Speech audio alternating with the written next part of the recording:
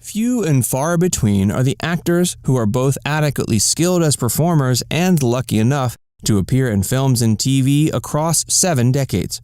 From dancing on the big screen during the Great Depression to voicing a character on King of the Hill at the end of the 20th century, Buddy Ebsen built a staggering career that few could compete with. The man was a legend, but not every chapter of his life was full of joys and successes. Ebsen had to learn the ropes by enrolling himself into the School of Hard Knocks. Towards the end of his lengthy tenure in show business, Ebsen starred in 2 wildly successful TV series, The Beverly Hillbillies and Barnaby Jones. In this video, we're going to be celebrating this immensely talented artist by taking a candid look at the ups and downs of his life and career. Ebsen's early life and career. Buddy was the middle child with 4 sisters. He was born Christian Ludolf Ebsen Jr. on April 2, 1908, in Belleville, Illinois. His father, Christian, was a Danish choreographer who owned a dance studio and advocated for physical fitness. Eventually, he opened up a natatorium for the local school district. Buddy's mother, Frances, was a Baltic German painter. Ebsen grew up in the Belleville area until age 10, when his family packed up and moved to Palm Beach County, Florida. A few years later, Ebsen's family moved once again to Orlando. There, Buddy and his sisters learned to dance in a studio his father operated. While attending high school, Buddy was a member of the John M. Chaney chapter of the Order of Demolay. His involvement in that organization as a teen ultimately led him to being recognized by Demolay in his adult years with the Legion of Honor degree. Later on, he was inducted into the Demolay Alumni Hall of Fame. He finished up high school, graduating from Orlando High School in 1926. At first, he intended to pursue a career in the medical field. He attended college at the University of Florida in Gainesville from 1926 to 27 before transferring to Rollins College in Winter Park, Florida. Unfortunately, his family's financial peril resulting from the collapse of the Florida land boom forced him to leave college at age 20. Ebsen ventured out of Orlando in the summer of 1928, hoping to try his hand out as a dancer in New York. He embarked on that journey with just $26 in his pocket and found work at a soda fountain shop just to get by. His sister, Vilma Ebsen, performed with him as a dance act in dinner clubs and in vaudeville. They came to be known as the Baby Astairs. On Broadway, the Ebsen siblings appeared in the musicals Whoopee, Flying Colors, and Ziegfeld Follies. After receiving a glowing review from a New York columnist named Walter Winchell, who caught one of their shows in Atlantic City, the Baby Astairs were booked at the prestigious Palace Theater in New York. Hey, if you're enjoying this video so far, make sure you give it a like and subscribe to Facts First if you haven't already. And stick around to discover how Buddy Ebsen transitioned from doing musicals and song and dance routines to becoming one of the most recognizable faces on TV. Signed by MGM. In 1935, Ebsen and his sister were approached by a talent scout for Metro-Goldwyn-Mayer for a screen test. After that went well, they ended up signing a 2-year contract with the studio, complete with a 2-year option for $1,500 a week, which at the time was a great deal of money. After moving to Hollywood, the brother and sister team made their film debut in the 1935 film Broadway Melody. Unfortunately, this would be the only film that Vilma appeared in. A contractual problem put a stop to her starring in other films, and as such, she promptly dropped out of show business.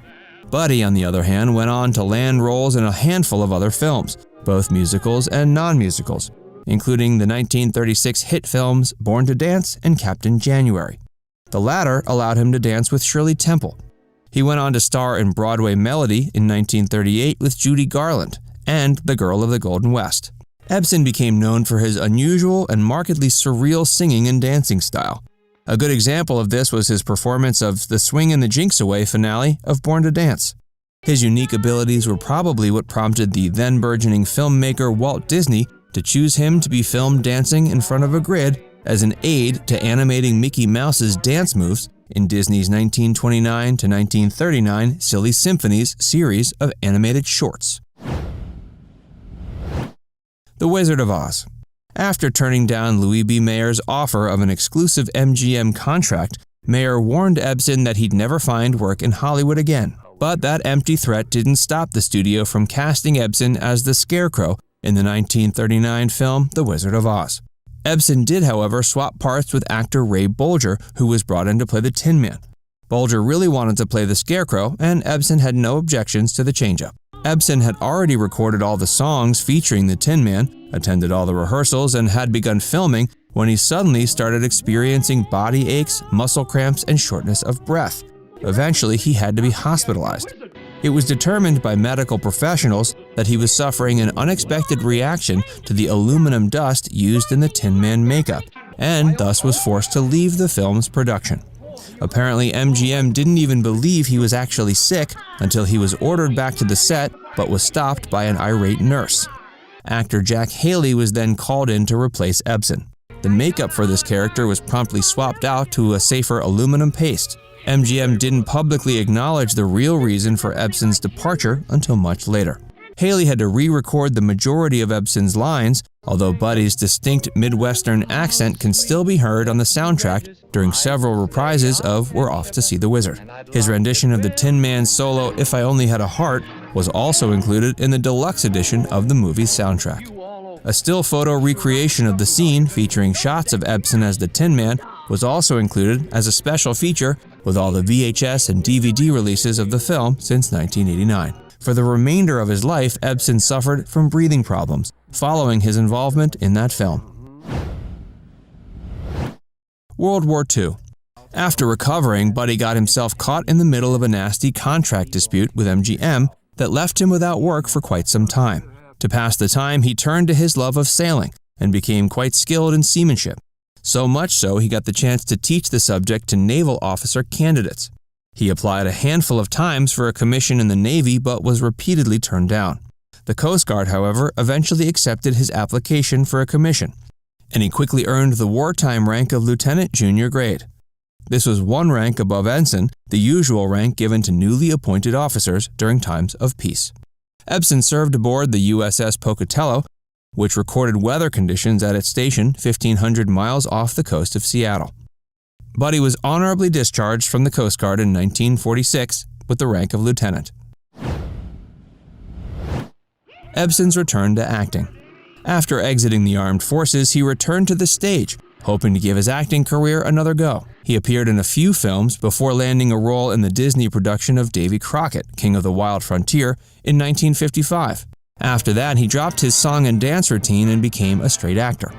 Ebsen was given the role as Doc Golightly, an older country veterinarian abandoned by his young wife, played by Audrey Hepburn, in the 1961 film Breakfast at Tiffany's. His next big role was playing Jed Clampett, a carefree backwoods mountaineer who strikes oil and promptly relocates a ragtag gang of a family to Beverly Hills, in the enormously popular series The Beverly Hillbillies. Although it was bashed by critics, The Beverly Hillbillies drew in as many as 60 million viewers during its 9-season run between 1962 and 71. It was on multiple occasions the highest-rated series on TV. It also helped get off the ground similarly themed rural sitcoms like Green Acres and Petticoat Junction.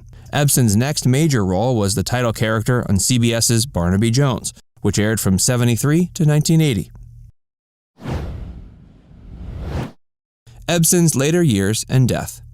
Even though he officially retired from acting when he entered his 80s, Ebsen made a brief cameo in the 1993 film adaptation of The Beverly Hillbillies as Barnaby Jones. Ebsen's last notable credit was in 1999 when he voiced the character Chet Elberson on an episode of King of the Hill. At age 95, he died of respiratory failure at Torrance Memorial Medical Center in Torrance, California, on July 6, 2003. Per his request, his body was then cremated at Pacific Crest Cemetery in Redondo Beach. He was later given a star on the Hollywood Walk of Fame, as well as a star on the St. Louis Walk of Fame. Now it's time to hear from you. In the comment section below, let us know what your favorite Buddy Ebsen role was. And before you go, make sure you give this video a like and subscribe to Facts First if you haven't already. Click the bell icon to stay updated on all our latest content.